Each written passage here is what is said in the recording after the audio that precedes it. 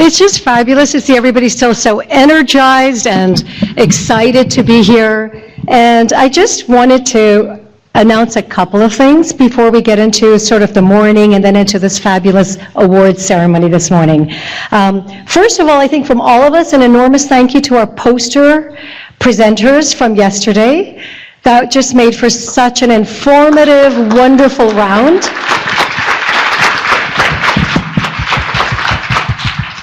It felt like networking with a purpose, because it led to really deep conversations. So thank you so much for that. The other thing I want to announce is we actually have a secret grand prize bingo winner. And I'm looking at you. Oh, gee. And in an act of incredible generosity, because I have sensed gong envy, at the end of the day, because I still need it, I will bequeath, as part of the grand prize, the gong to you. I also want to just announce, if there are those of you who plan to participate in the NCD workshop tomorrow, please register for it with Erin at the front desk. There's space for that. You've by now received 2 evaluations, daily evaluations. If you would be so kind, if you haven't already filled them out, to fill them out. Otherwise, you just get inflicted whatever has not worked for you next time. So thank you so much for just taking a minute to fill those out and share them back with CORE. Today at lunch, there's the co-chair, working group co-chairs, a lunch for the co-chairs of the working groups. And that's going to be in the cabinet room. And everybody else is, of course, free to have lunch and network, as always, in the past few days. So I think that's really it for some of the announcements for the day. I did sort of want to say that we're on day 3, because the conference is really 3 days followed by a workshop, and I'm not sure that everybody's here for tomorrow. So in a way, every 3 days has an arc to a story, and I feel like the first day we had Paul Spiegel, who sort of set up the big policy framework, the big picture. What are the policy ramifications for humanitarian and development work coming together? What are the financing modalities around that?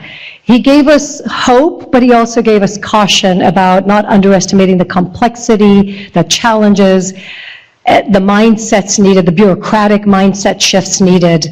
But I think he really left us with a wide-angle frame that helped us then deepen our conversation in the concurrent sessions in the 90-second sciences.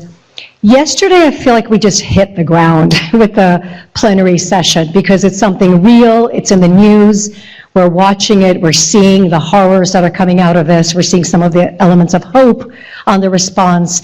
And I think we just had such a pragmatic and honest discussion from Save the Children, from Brock, from Med-Air, on what does it take to stretch yourself? You know, when you think you're in a comfort zone with 40 years, 50-year history in a country, and then something happens and all of a sudden you need new skills. How do you deal with that? And then on the other extreme, you had Med-Air saying, we do humanitarian, we only do humanitarian, but we've never worked in this country context. How do you hit the ground and build those relationships? And you have Brock. So, and I felt also, and I'm sure you all shared this, I'd love to hear from you, but I felt like when we went in the concurrent sessions yesterday, all of that filtered into the discussion, and I heard, at least in the 4 that I had the privilege of being in, that there was a lot more, okay, so what does this mean? I mean, one of the conversations was, you know, we had to build a hospital or a healthcare center in Mosul, I think it was Samaritan's Purse, but then later on we had to hand it over so that it sustains as part of the health system building, and vice versa. So you had just different experiences. We were here and we had to stretch, we were here, we had to stretch. What did that mean? And so today, we're really getting into, I think, the plenary that Lisa's moderating the afternoon. I really urge everybody to come back from lunch sharp at 2:30, because we have a very high-powered panel of people getting into what are the nuts and bolts of the financing mechanisms? What are the instruments? What does it take to do this? How are we going to get there? Help us fight through the obstacles. And I think just your voice in the room and the practitioner perspective of we are there, so you need to make practice, you need practice to inform policy. And I think it's a really critical moment to have your voice be reflected in these new emerging financial mechanisms that are forming now and into the future. So for the agenda, actually, if I could just ask one of our volunteers to help get a slide up. on a Wordle. Thank you. Yesterday we started off with flip charts around the room and posters on the wall, and many of you just took colored markers and scribed words onto them, just words of reflection of where we were. And I'm the world's ultimate Luddite, but this morning I took all those flip charts, which were kind of bulky, and I just threw the words up here. I hope it's visible to you all. Is it visible? But the words that really, and I'll just read off a few of them because it's your language and your words, but I also felt that a lot of the concurrent sessions underpinned these words. The importance of partnerships, the importance of inclusion, the fact that this is complex. There was a message also, but don't over-complexify it, simplify. One of the presentations I heard yesterday was about there's a thicket of forms. Let's make the forms essential for what a community health worker has to work with in terms of monitoring. Capacity, capacity, capacity. That came up all the time. How do you transfer capacity? How do you build local capacity? How do you work with local capacity? There was the sustainability.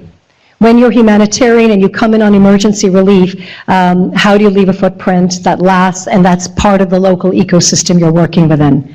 Family support, critically important. Resilience, synergies, respective roles, empowerment, policy changes needed, coordinate, coordinate, coordinate. That word came up a lot. I ran out of space, so it wouldn't let me reflect the word each time, but I can tell you that word showed up a lot. And then I think underpinning all of this were words we heard from the first day, and I think every single one of you brings to your work every minute of your lives are dignity, respect, humanity, empowerment, and I just say thank you for that. And that's something we carry into everything we do. So I just wanted to play back the words we heard, the words that came from you, and carry that into today's conversation. Thank you for them. In terms of today's agenda, we will have an award ceremony. I will turn it to Lisa. We will follow it with the new information circuits. And again, this is just getting timely, relevant, interesting information. The presenters, you see table numbers. The table numbers match what you have in your Nobel Prize winning literature handbook of the topics. You're again in that difficult position of having to make choices, 3 choices out of 20 offers, but your choices are fabulous, fabulous, or fabulous, so you're in a good place. We will have a hard start and stop. Every session goes for 25 minutes, and you have 5 minutes to circulate to your next table. We will have a final concurrent session, and then we come to our plenary in the afternoon, the plenary on financing modalities, and then we do a closeout. So thank you. With that, I'm handing it over to you, Lisa.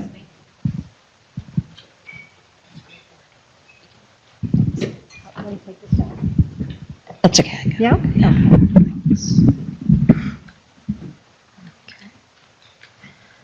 Thanks. Okay. Can you put the regular screen, please? Yeah, thank you. Okay. I got it. Thanks.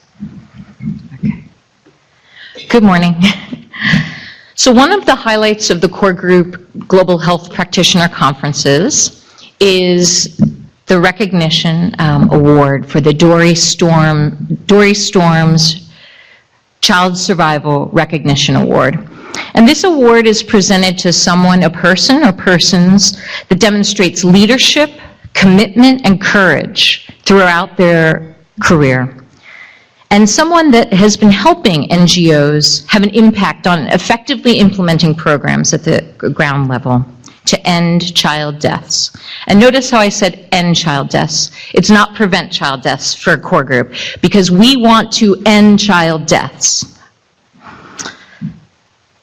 The award is named after Dr. Dory Storms, who was a founding member of core group and led the USAID Child Support Project.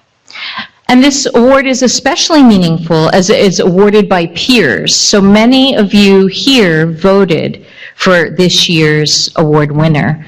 And it really shows the deep respect that we all have for each other and for the achievements that each one of the award nominees bring. So this year, I'm very pleased to announce the Dory Storms Child Survival Recognition Award The winner is Thomas P. Davis, Jr.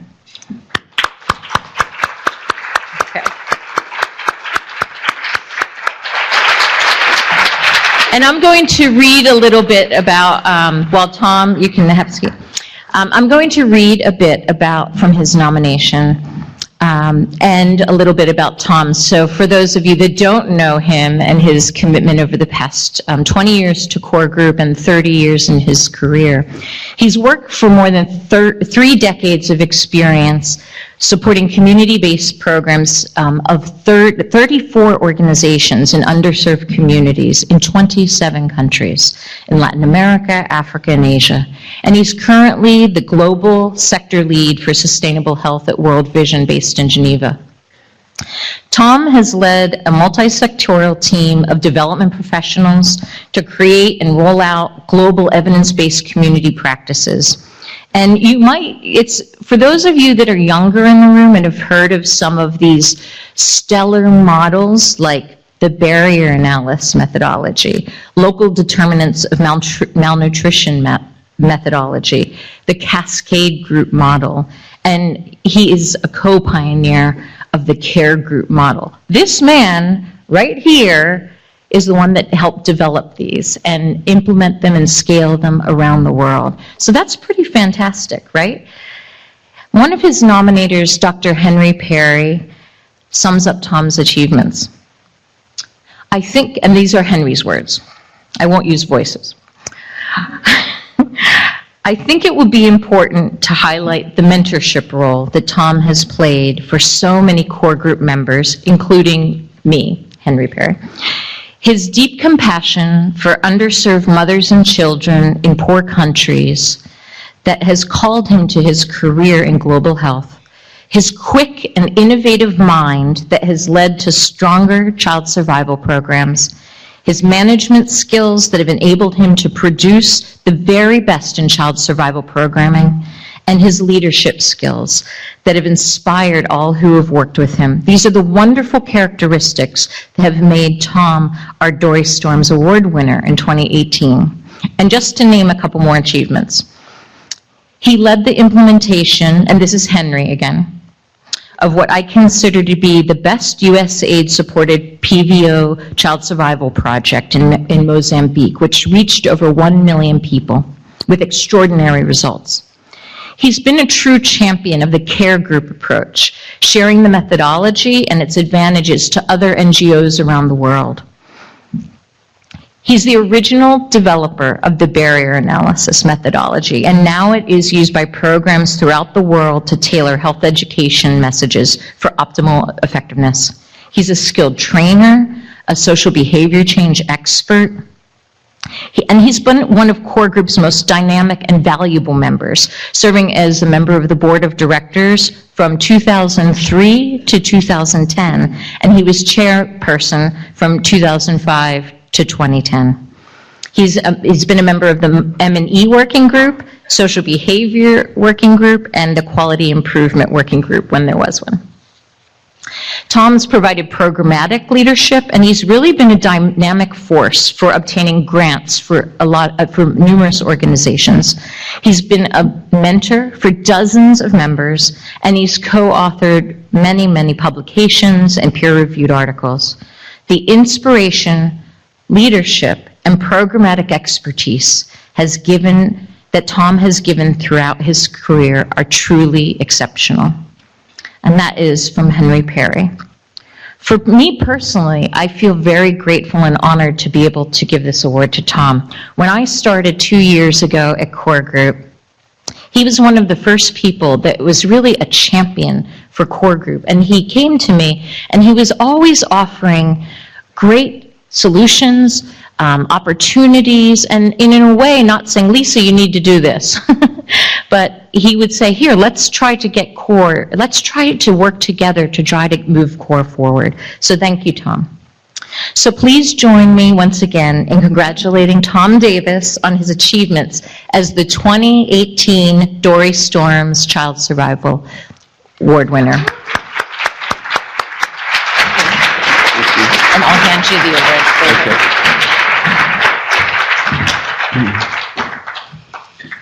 I'm very honored to receive this award, particularly because I value the people in this room and our collaboration so highly that we've had over so many years. As some of you know, my wife and I boxed up all of our worldly possessions just recently and sent them off to Geneva, where we'll be moving on the 1st of July as part of my job as Global Sector Lead for Sustainable Health for World Vision International.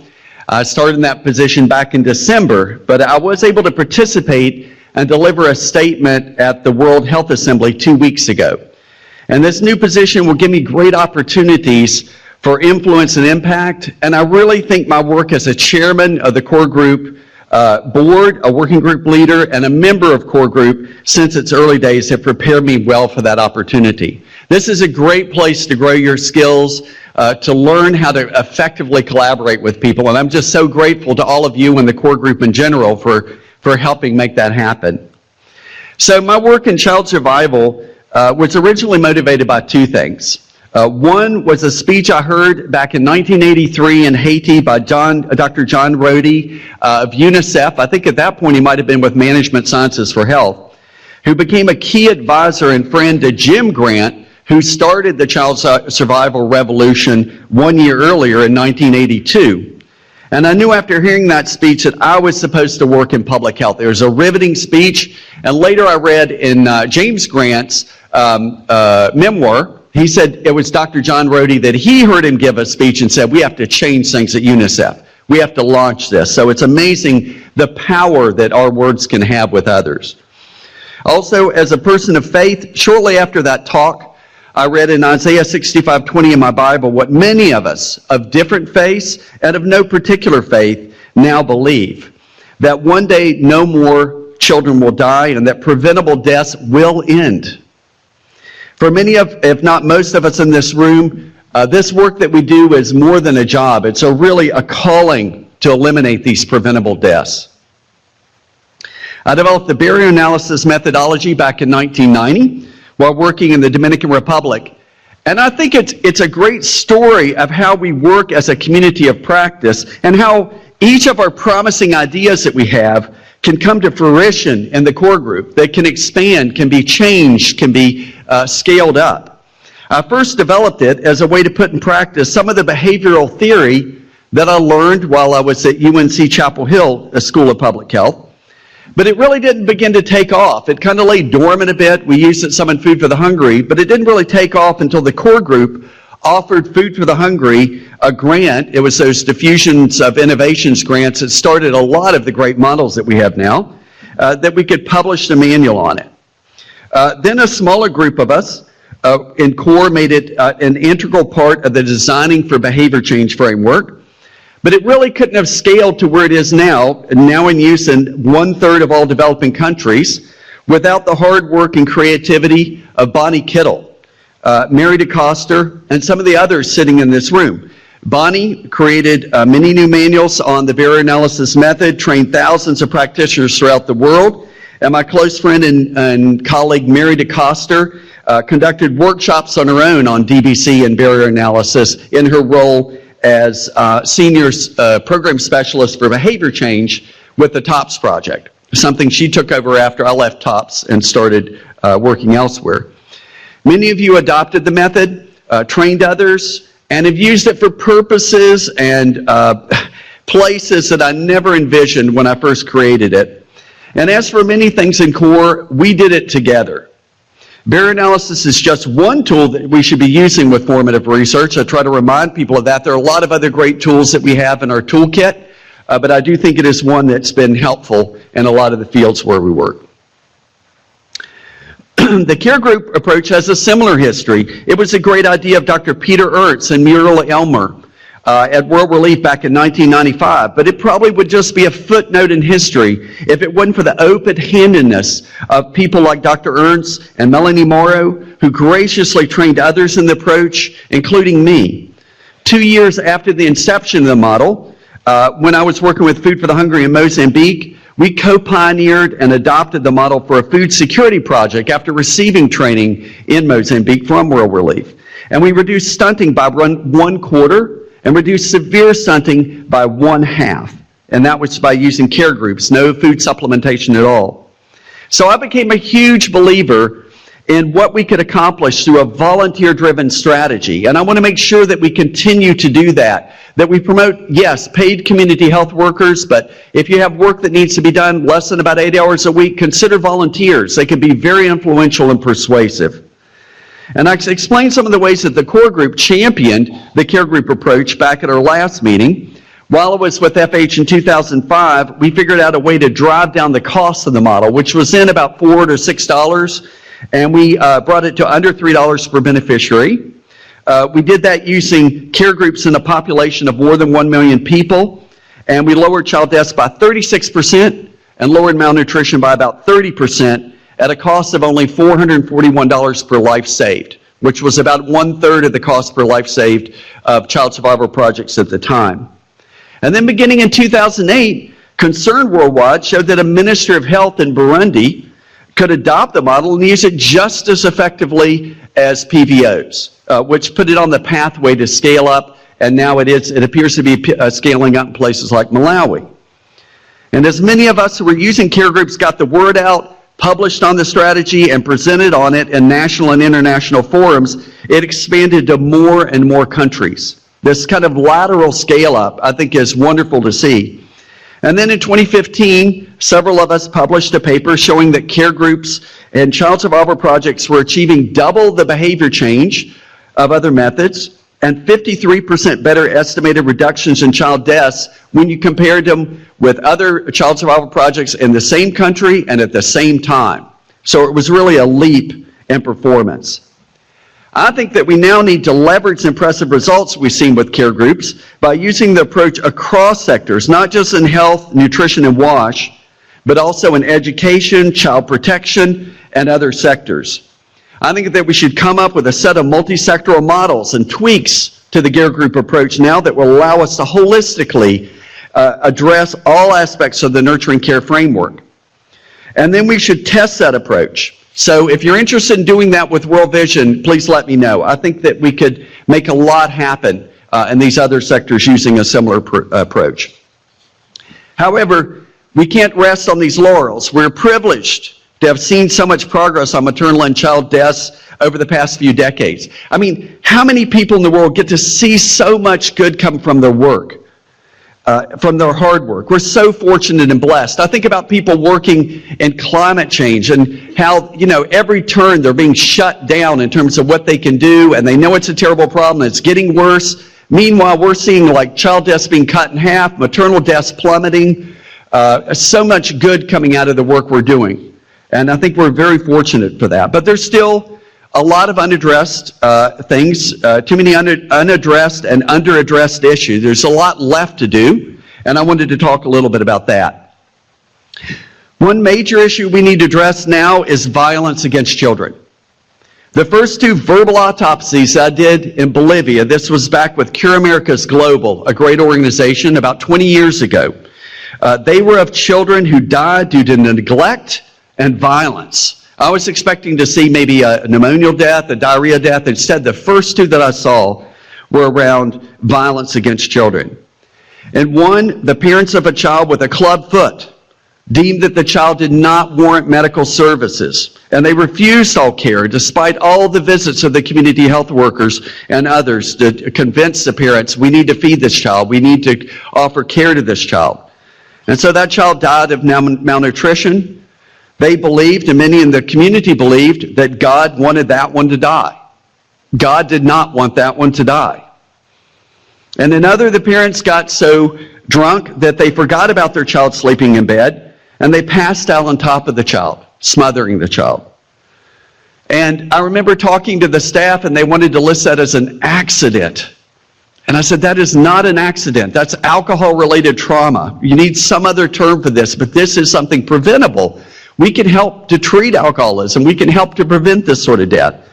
And we don't talk anymore in public health about motor vehicle accidents, MVAs. We talk about MVCs, motor vehicle crashes.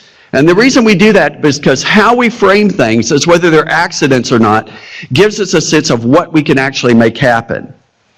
We need to reframe these sort of deaths, not as accidents or part of culture, but in terms of something that is preventable and needs to stop. The pandemic of physical, emotional, and sexual violence now affects 1.7 billion children around the globe and results in an estimated cost of $7 trillion per year.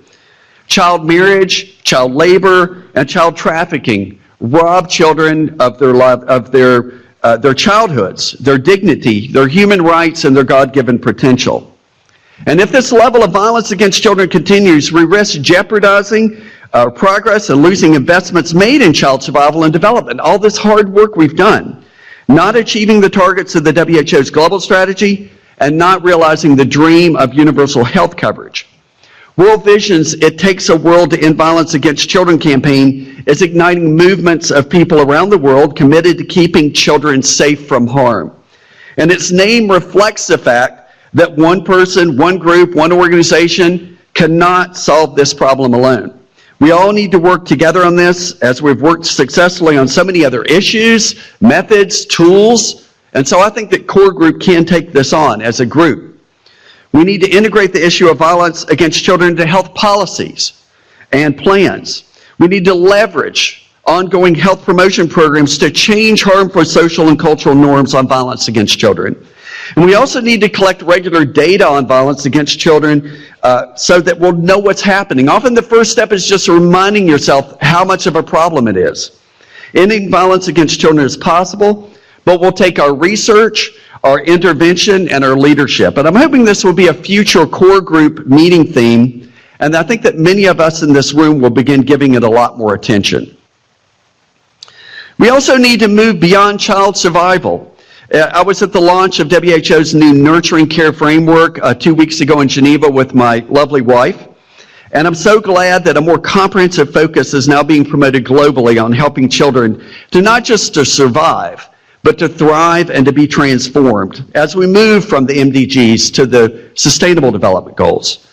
Last year, I was assisting Michael Mulford, Janine Schooley, and others at Project Concern International with a model that Cindy Fitzenmeyer and I created with their staff called Education Cascade Groups. We've been thrilled to hear the progress that PCI is seeing with that model, and I was so happy to see firsthand parents' excitement with that when I visited last year. I remember seeing this father just having so much fun, like drawing circles, teaching his children how to draw circles, how much the parents are interacting. Would go to the home, and the kids are out front just practicing over and over some of the skills they learned since they didn't have a lot to do. And I contrast that with a trip I made several years ago to Samburu, Kenya, when I watched this child sitting under a tree, just digging his hands in the dirt and the goat feces there, just waiting. Nothing to do, really. And I thought, that's a real shame. He has nothing to stimulate him, nothing to learn. And what a tragedy that so many children just sit and wait for school to start for their first 5 years when their brains are undergoing such incredible growth. We need to address this. It needs to end. And I think overburdened parents welcome this help from us. We need to scale up models like Education Cascade Groups, World Vision's Go Baby Go model, CRS's Thrive model that integrate health, nutrition, WASH, education, stimulation, and other forms of early child development if we want to see thriving in economies where we work. We have to go beyond child survival. We also need to be on the lookout and explore potential new and undiscovered threats to children's health and safety. I did my first presentation on maternal depression and its linkage with child health and nutrition 12 years ago. But it's now only starting to receive the sort of attention that it deserves. World Vision is assisting in Food for the Hungry study of maternal depression and behavior change in northern Uganda, along with folks from Johns Hopkins and Columbia universities. And I'm happy to report that in the first phase of the project, 3 months of treatment with this interpersonal psychotherapy for groups, an early analysis of the data showed that we'd virtually eliminated depression in the women who were treated. Now we're going on to the second phase. We're going to see what did eliminating depression really lead to better improvements in paternal behavior and to nutrition, WASH, other behaviors, and to see if that might have affected stunting as well. So don't ignore your hunches. Be persistent in this community of practice to get the word out on what you're seeing and what you're passionate about. Sometimes it'll take decades for people to listen to your issue, to something you're really passionate about that you think is really affecting maternal and child health. But someone has to start the conversation. Now, it would be so much more difficult for all of us to do what we do were there not the people in our lives and in our communities who are addressing other issues that keep us awake at night, including domestic issues. What's happened over the past couple of years, it's hard to ignore in our country, but we have this focus on international work mostly. My wife, Judy, over the past 5 years, has been working tirelessly in a highly conservative area of North Carolina, promoting racial reconciliation, inclusion, and just loving one's neighbor through her work as a United Methodist pastor. And as a result, she has brought her white congregation to the point where they're now merging with 2 other African American congregations under the leadership of an African American pastor into one church. Tell me, where else is this happening in Trump land? Where is this happening?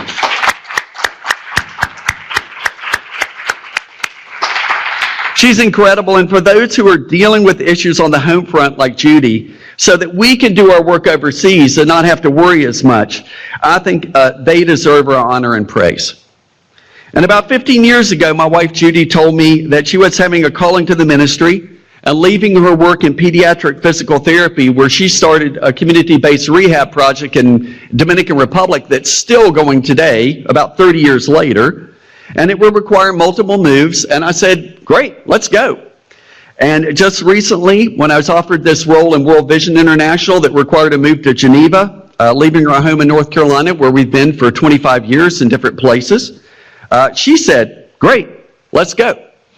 And my children, Nathan, who is a paramedic, Suzanne, who is an occupational therapist, they encouraged us to go because they believe in our work, and they are now putting a shoulder to the wheel with all of us here today to improve people's health. How little we would accomplish without these sort of people in our lives who are encouragers and supporters, and who are willing to be yoked together with all of us, despite our impossible travel schedules, our moves, our sometimes dangerous work. We need to remember those who make our work possible. And I include in that our friends. And if you're like me, it's not necessarily a lot of them. It's more difficult to develop friendships with people, especially outside of this room, given the nature of work and how we move around so much. But the friends we make in our local communities and in CORE are golden. These are some of my friends in CORE in our community. I'm honored that Dr. Henry Perry, who nominated me for this award, is one of my closest friends, along with Phil Moses, who I have known and worked with since our early days in public health school. And I have a group of pastors and pastor spouses like myself that I'm indebted to, who have kept me encouraged and grounded. And I'm sure each of you do as well. So we need to nurture those important friendships. Let's take time this week to do that. Some of the people in this room will be your closest friends with time. And celebrate with me today the beauty of our work in saving women's and children's lives, and this group that really helps make it happen. So may God bless all of us in our efforts towards that goal. Thank you.